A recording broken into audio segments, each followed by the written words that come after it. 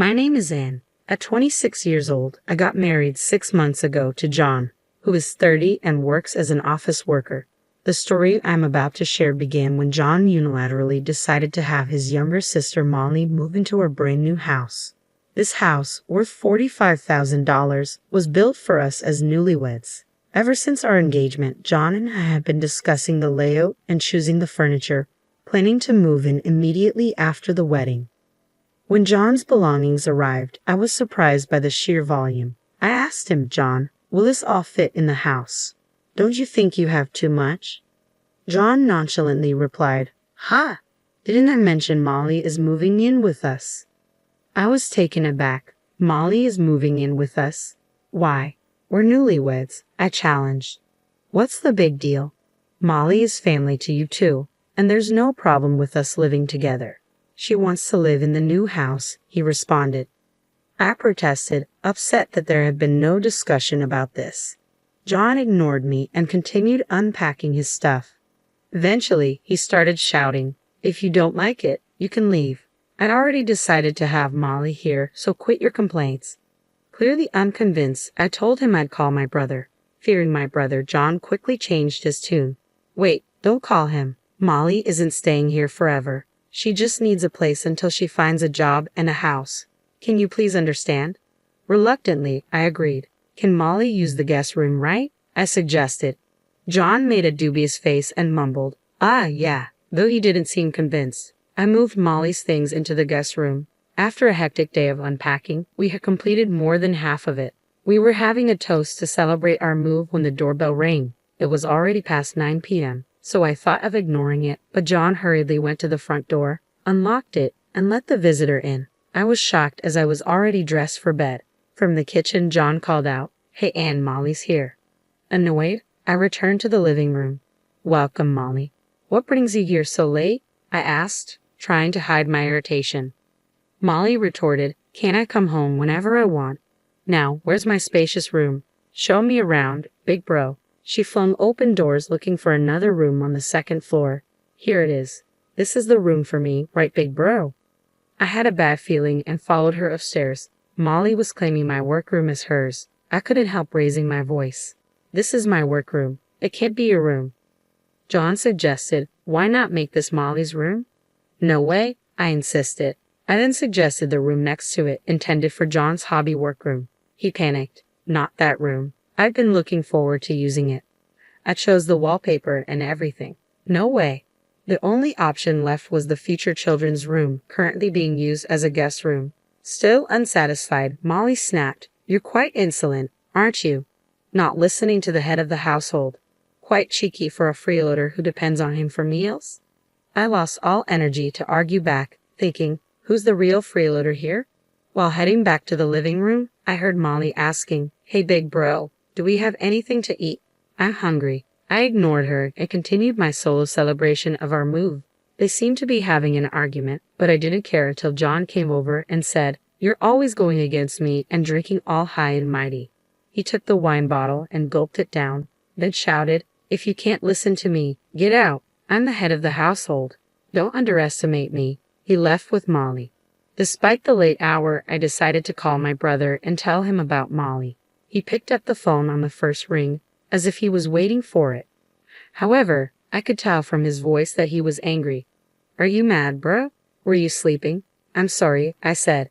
It turned out I called him in the middle of an argument with his wife. "What's up? Did the move go smoothly?" he asked, sounding frustrated. I couldn't help but ask, "Don't you have to talk to your wife? Is it okay to leave her like this?" John replied tiredly, "It's over for us." Worried, I suggested visiting him, but he said he'd rather be left alone for now. I began to tell him about Molly, how she had started living with us from the first day of our married life, and how she refused to use the guest room. I'd even mentioned that John and Molly had been calling me bratty and telling me to do as I was told. My brother was concerned, thinking I was being treated like a servant by my husband and Molly, but I laughed off his concerns. "I'm your sister, right? Me, a servant? If they can manage it, let them try," I retorted. He laughed and said, "Good point, but call me if anything happens." We then shifted the topic to the problems between my brother and his wife. What I heard left me flabbergasted. Apparently, his wife had been seeing men from a dating site and was having an affair. He found out because she accidentally sent him a message meant for her lover. John had been suspecting her infidelity for some time, and once he got confirmation, he took her phone away and sent her back to her parents. He was planning to visit her parents' home tomorrow for a discussion. We ended the call, agreeing that both of us were in terrible situations, and decided to catch up over the phone again soon. While tidying up the remaining boxes, I waited for my husband and Molly to come home. They returned late at night, cheerfully drunk. As I continued unpacking, they approached me. "Molly and I have thought of a great idea. Let's make our bedroom Molly's room. We can each sleep in our workrooms. What do you think? Good idea, right? Make sure to clear the room for Molly by tomorrow." I replied, "There's something I want to make clear." I asked them how much Molly would contribute towards groceries and household supplies each month and how long she planned to stay. My husband started to panic. "What? You want to get money from jobless Molly? I'll pay for my salary, so there's no problem, right?" Molly added, "How long will I stay?" "Until I'm satisfied. My mom's cooking is all old-fashioned and I don't like it. Plus, she's annoying at home, always nagging me to do laundry and cleaning. Here, I can do whatever I want without spending a dime. It's the best. If you don't like it, Anne, why don't you move out?" I snapped, "Then let's split the household expenses. I will work to cover my share. Feel free to use your salary for yourself and Molly." For some reason, they seemed pleased with this, even though I added, "You will need to take care of your own chores." It seemed like they weren't really listening, so I made sure to leave a written note about it. The next day, worried about my brother, I decided to visit his workplace. He is the president of a construction company, having taken over after our father passed away from an illness last year. When I arrived at his office, he was surprised to see me. "What's up?" he asked. "I'll listen to what you have to say first." I asked him for a favor. I explained what had happened the night before and asked if he could hire me at his company. He agreed, saying, "Our secretary is quitting due to her husband's relocation, so it's good timing." Then, I heard about his situation. I was so shocked that my heart almost stopped. My brother revealed that his wife was pregnant, but there was no doubt the child was not his. The text messages on her phone, which he had taken, showed conversations, photos, and videos with her lover. The messages indicated that the man was trying to escape responsibility after learning about the pregnancy. When I asked my brother if he was going to divorce his wife, he replied, "It'll be hard for the kids, but divorce is the only option." I suggested that he involve a lawyer and have a proper discussion. Then I went home. In my room, I couldn't stop thinking about the texts and pictures of my sister-in-law's affair that my brother had shown me. The sister-in-law I knew was a loving, family-oriented person, and I loved her for it. However, she had been betraying my brother. I felt as if I had lost a dear friend, and tears welled up in my eyes. Despite all that, Molly kept knocking on my door. "Hey, I'm hungry. Can you make something?" she hollered from the other side of the door. But the shock I felt was too much, and I didn't even have the energy to argue with her, so I left her alone. Then I got a call from my husband, who should have been at work. I didn't answer because I knew what he would want to talk about, and I didn't want to talk to anyone. Shortly after, I received a text message from my brother asking if I could accompany him to see a lawyer the next day. I sent an OK sticker in response. I must have fallen asleep because my husband's shouting woke me up. "You didn't even prepare food for Molly, and you're sleeping. What's that about?" he roared. Silently, I produced a pledge I had written and pointed to it for him to read. After reading it, my husband told Molly, "Let's let her sleep today. She seems to be off. We can scold her once she's feeling better tomorrow." "I'm not sick. I'm just tired of you guys," I mumbled before falling back asleep. The following morning, without waking my husband, I headed to my brother's house. My brother seemed exhausted, his eyes bloodshot from lack of sleep. I prepared and served breakfast for his children before taking them to kindergarten. In the car, the children said, "Mommy and Daddy had a fight, and Mommy left the house." Mommy was the bad one. She left us at home and went out. We cried because we were left alone, so Daddy got angry. The children thought maybe it was better not to have their mother around because she easily got angry. I told them, "I see. If you're lonely, call Auntie." "Okay," they responded cheerfully. "Yay, we might get lonely today." I couldn't tell for sure, but I got the impression that they didn't seem sad even though their mother wasn't there. After dropping the children off at kindergarten, I turned my attention back to helping my brother navigate his difficult situation. I headed to the law office with my brother. The lawyer told us that there was ample evidence from the pictures and videos on my sister-in-law's smartphone, LIME messages, and recorded conversations between her and my brother. My brother's main goal was to divorce her and retain parental rights. After he finished explaining his situation, I had a chance to share about my issues with my husband. I got some advice, and then my brother dropped me off at home. He was planning to gather the rest of the family today to inform them about the divorce. "If anything happens, give us a call. We're all going to be there," he said as he left, his words feeling somewhat prophetic. When I entered the living room, the house was a mess. It looked like they had tried to make breakfast. The kitchen area was greasy and dishes were left on the table. I was exasperated by the sight and hesitated to clean up the kitchen and cooking utensils that I also use. Just then, Molly appeared.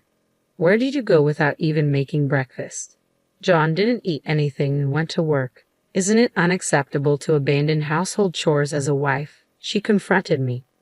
I responded, "You know what, I'm not your maid or servant. Weren't you taught to clean up after yourself since you were a child?" Ignoring her repetitive, "But you're the wife," I headed to my room. To my shock, my belongings were gone, and Molly's stuff had invaded my space. I returned to the living room and questioned her. "Did you enter my room? Your stuff is in there. What's going on?" "Oh, I've loved your room since I first saw it. It fits my neat and cute image perfectly, don't you think? I've moved your stuff into the guest room," she replied nonchalantly. Hearing this, I rushed to the guest room. My computer and belongings had been haphazardly thrown in. I felt anger sparking. It was way beyond what I could tolerate. At that moment, I felt a strong desire for revenge. I will never forgive this girl, I decided. I planned to wait for my husband John to come home, show him the terrible state of our house, and then ask him, "Do you still want to live here with Molly?" I prepared for all possible outcomes. John, who seemed to have gotten a call from Molly, came home earlier than usual. I heard his loud footsteps approaching the guest room where I was. Seeing him come straight to the guest room, I was convinced he already knew Molly had taken over my room and he wouldn't be on my side. When he opened the door and stepped in, looking like a madman, Molly was right beside him with a thin smile on her face. "You apparently went against Molly. You're the one at fault here. Not even making breakfast. Aren't you my wife? Isn't it your job to take care of me? Molly is your sister-in-law. You should be taking care of her and putting up with her," he shouted. At that moment, I realized exactly how things were going to be. I felt every shred of love I had for my husband disappear. He hadn't said one word to defend me, no mention of Molly being in the wrong, asking her to leave, having her do household chores, or giving me my room back. I told him, "If you're going to let Molly live here, I'm going to invite my brother over. He's never seen our house before. Maybe I should call him over now." Despite his usual fear of my brother, John acted quite bold in front of his sister Molly. "Are you sure about that? If you let that thug into our house, I'll kick you out," he threatened with a confident look. "Kick me out? Try if you can. I'll call my mother and brother and his wife and have them see the house." I shot back. Thinking I would beg and cry at his threat of kicking me out, he retorted, "Do not dare call your family. If you don't like it, then leave." Molly chimed in, "This is my castle with John, you know. You have no right to call anyone here. Even if your family comes, we'll just kick them out." In response, I picked up my phone and said, "I'll call my brother then. Maybe we should live together without you and your family. We can invite our friends over and party without worrying about anything." As Molly said this, she and John seemed excited about the prospect of me leaving, with John adding, "That sounds fun. Maybe we should just get divorced already." Increasingly irritated, I decided to call my family over right then and there while John and Molly were still high-spirited. They were overjoyed, thinking about the freedom they'd have without me and filled with thoughts of kicking me out. "All right, but you'll regret this. I'm calling my family now," I said. I called my brother and told my family to come as soon as they could. My brother responded, "We've been waiting for this. We're on our way." I figured he must have sensed that I would call him, and I was moved by his foresight. My family arrived within about 30 minutes. Molly, who had threatened to kick out my family when they first arrived, turned pale upon seeing my brother. "Oh, Molly," he said sternly. I thought you were going to kick out my family when they arrived, I said to Molly, who could only shake her head in response.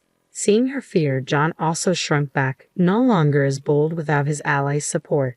My brother had been practicing judo since he was a kid. Until he injured his knee in college, he had been a regular at national competitions. Standing over 6 feet tall with a buzz cut, he was an intimidating figure. He now coached at a local boys' club. My younger brother, also a judo practitioner, looked just like him. Molly seemed to have forgotten meeting them at the wedding ceremony, despite their memorable appearances. Who's getting kicked out? My elder brother laughed. Isn't it you guys who are leaving? Gathering her courage, Molly retorted, Yeah, my brother is divorcing his useless wife. Now, please leave. What? You guys are the ones leaving, aren't you? This is Anne's house, built with her share of her father's inheritance in Anne's name, my younger brother retorted. My mother, tidying up in the kitchen, remarked, Oh dear, what a mess. She then called out, Don't drag out the conversation. Get to the point already. The brothers obediently replied, Okay, and turned to me, instructing, There's another person coming. Let them in when they arrive, while gesturing for John and Molly to sit down. We have 2 matters to discuss today. The first is that we need you to leave, my elder brother told my husband and Molly. When Molly asked, Brother, is it true that this is Anne's house? John hesitated. Well, I was talking to the contractors about the interior and stuff, so I thought it was my house. But maybe it's not. But I'm the head of the household, right? He had assumed it was his house simply because he considered himself the head of the household without thinking about where the money came from. You know that being the head of the household and being the owner of the house are 2 different things, right? My brother responded. John fell silent, but Molly retorted, I won't leave. Do you know about residency rights? I have the right, so I won't leave. If you don't want us here, you leave, glaring at me. You seem to have researched this thoroughly, but this isn't a rental property. You're not paying Anne any rent, are you? So residency rights don't apply here. My brother explained. John, trying to resist, said, But I'm married to Anne, right? I can't leave. I won't separate. Just then, the doorbell rang. The guest my brothers had mentioned had probably arrived. When I opened the front door, my sister-in-law, my older brother's wife, stood there crying. I let her into the house. I asked my brother, Your wife is here with your kid. What should we do with them? My mother suggested taking the child to a room upstairs. After showing her to the room, I let my sister-in-law into the house. John was shocked when he saw her. How did you find out where we live? I'll explain everything properly, so please go home for today, he said, acting suspiciously. At this point, my elder brother intervened. Did you forget my wife's face? This is the second matter we need to discuss. Upon hearing this, the color drained from John's face. You mean she is? John stammered, realizing she was my brother's wife. He tried to make a run for it, but seemed paralyzed. My wife is pregnant with your child. Did you guys do something to get pregnant? My brother threw down copies of evidence of the affair on the table. What's your next move? For me, it's divorce. Nothing less. Molly, scared of getting caught up in this mess, said, I'll pack my things and go back to my parents' house, and tried to escape upstairs. But my younger brother promptly told her, We've got a truck loaded with boxes. Start packing your things right now. He walked out to get the boxes. Molly asked, Am I leaving today? But when she saw my brother glaring at her, she seemed to give in. My wife and John can sort this out first. Sign the divorce papers, my elder brother instructed, handing the papers and a pen to his wife. Seeing that custody was assigned to him instead of her, she hesitated. He said, That's what the kids want. Your opinion doesn't matter. She signed the divorce papers, tears streaming down her face. Next time, take care of the child in your belly. I won't ask you for child support. In return, don't ever show your face to my kids unless they want to see you. I won't stop them if they want to see you when they grow up. Hearing this, she apologized to my brother on her knees. I noticed the tears welling up in my brother's eyes. I realized how hard it had been for him. Next, it was my turn. So, Anne, what are you going to do? My brother asked. I choose divorce too. I want him out of my house as soon as possible, I replied. My husband dropped to his knees, apologizing profusely. I don't want a divorce. Please forgive me. Besides, it could be his child, not mine. But my brother cut him off. I'm good with 2 kids. I've had surgery to make sure I can't have any more. John went speechless. My brother handed me the blank divorce papers. If you want him out right away with Molly, have him sign these. I told my husband to sign, and he did, maybe giving up or wanting to escape this place with Molly. I then handed my husband 2 pledge documents prepared by my lawyer, one for John and one for Molly. They pledged to pay for the damage they caused to the house, roughly $30,000 in total, and to never enter my house again. John looked at my brother and me as if he wanted to complain, but when my brother glared at him, he reluctantly signed the pledge document. Shoulders slumped, he tried to go upstairs to pack his things, but my brother interrupted. "Oh, I got a marriage license for you guys when I got the divorce papers." He handed his wife the marriage license. She immediately signed it and said, "John, sign it quickly. You've messed up my life, so you have to take responsibility. I'm having this baby. You can't escape." With a crazed look, my husband signed it, crying and saying, "Just do whatever you want." Finally, my brother yelled, "Hey, you won't say anything unless I ask? Don't you have anything to say to me?" My husband finally apologized to my brother, almost scraping his head on the floor. After that, we all hastily packed my husband's and Molly's belongings into boxes, loaded them onto the truck that had arrived, and took them to their parents' house. With that, my brief married life came to an end. I thought I would live alone in this big house, but my mother offered to sell her house and move in with my younger brother. It seems my older brother, too, is going to sell this house and move in with his 3 children. My mother and brother are going to buy this house for me with the money they got from selling their houses, telling me, "Why not build a new house when you get married next time?" But I keep saying I'm good with an apartment. We got a dog that the kids had always wanted. Although we had some bad memories in this house, we are now living a life full of laughter and happiness. My ex-husband reportedly married my ex-sister-in-law half a year later and is living with her at his parents' house. He seems to be working day and night to pay for the damage to the house. Molly treated her new sister-in-law like a maid. The sister-in-law lost her mental balance, and Molly's mother couldn't stand to see her like that and kicked Molly out of the house. Molly asked my ex-husband for help, but he blamed her, saying, "If you hadn't moved in, we'd still be living in that mansion." Molly ended up isolated with no one on her side.